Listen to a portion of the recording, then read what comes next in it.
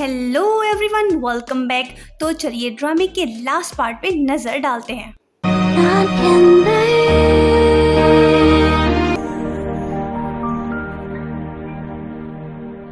Alice test में appear होती है, उसके लिए ये इम्पोर्टेंट है। रिजल्ट आने के बाद टीचर उसे बताता है कि तुम पास हो गई हो। ये सुन के एलिस खुश होती है, पर वो फिर से जैसन से गले मिलती है। ये देख के एस्टन सैड हो के वहाँ से चला जाता है। वो दुखी है, तभी वहीं पे एलिस आती है और उसे थैंक्स बोलती है। दोनों खुश हैं क्योंकि अब एलिस को दूसरे स्कूल जाना नहीं पड़ेगा। उसके बाद सब फ्रेंड्स ट्रिप पे जाते हैं बीच साइड। सब इंजॉय कर रहे हैं। जैसन एलिस से कहता है कि मैं तुम्हें लाइक करता हूँ। एलिस कहती है अच्छा, मैं भी तुम्हें लाइक करती हूँ। ये सुन के जैसन हैरान होता है और उसे कहता है कि बताओ तुम मेरे बारे में क्या फील करती हो, क्या तुम मेरी गर्लफ्रेंड बनोगी।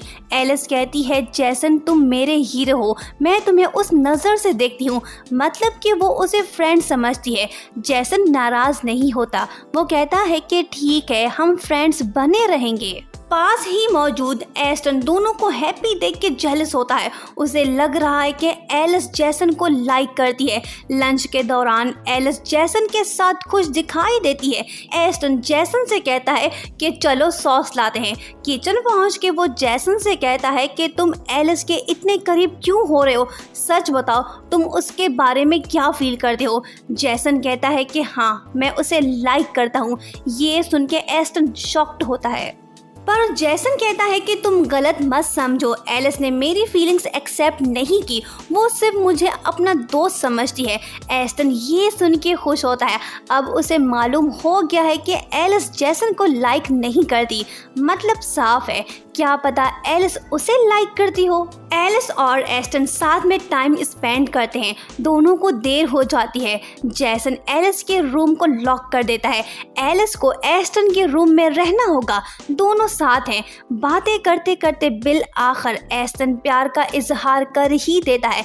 एलिस शर्मा के जवाब तो नहीं देती, पर हमें साफ दिखाई दे रहा है कि वो भी उसे लाइक करती है।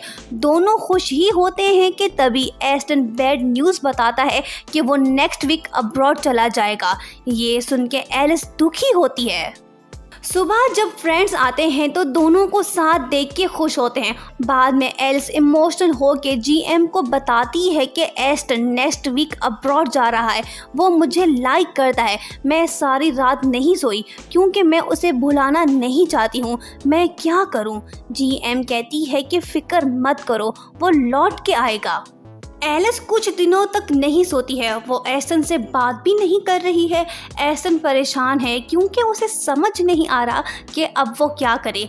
जैसन उसे कहता है कि तुम एलिस को सच बता के जाओ, यही बेहतर होगा। नेक्स्ट डे स्कूल में जैसन एलिस को एस्टन का लेटर देता है जिसमें लिखा होता है कि मुझसे तुम मिल सकती हो आज शाम। जब एलिस पार्क में जाती है तो वहाँ पे उसकी बहुत सारी पिक्चर्स होती हैं। ये एस्टन ने इसलिए किया ताकि एलिस की मेमोरी वापस आ सके। वो एक एक पिक्चर को देखती है। जब उसकी नज़र एक फ़ोटो पे पड़ती है तो उसे सब याद आने लगता है। एस्टन भी वहीं आके उसे सब याद दिलाने की कोशिश करता है और कहता है कि मैं वही हूँ जिसने तुम्हें ट्री के ऊपर चढ़ने को कहा था। सारी गलती मेरी है, मुझे माफ़ करो। सच सुन के एलिस शॉक्ड होती है और उसे कहती है कि तुमने मुझे ये सब पहले क्यों नहीं बताया। तुम शुरू से ही नाटक कर रहे थे, सब झूठ था। तुम अच्छा बनने की कोशिश कर रहे थे। मैं तुम्हारी कोई बात नहीं सुनना चाहती हूँ। एलिस उसकी पूरी बात सुने बगैर वहाँ से चली जाती है। एस्टन उसके पीछे जाता है, पर तभी एलिस एक साइकिल से टकरा के नीचे गिर पड़ती है और वो बेहोश हो जाती है। एस्टन परेशान होता है और उसे हॉस्पिटल ले जाता है। डॉक्टर बताता है कि एलिस को दिमागी चोट लगी है। होश में आने के बाद दो ही बातें हो सकती हैं, या तो उसकी याददाश्त वापस आ जाएगी या उसकी याददाश्त हमेशा के लिए चली जाएगी।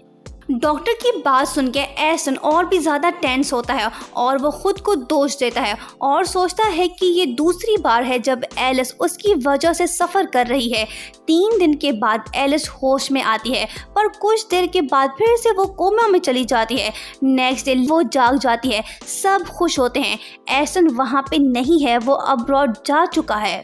सब पता करने की कोशिश करते हैं कि एलिस की याददाश्त वापस आई है या नहीं, पर खुशकिस्मती से उसकी मेमोरी वापस आ गई है।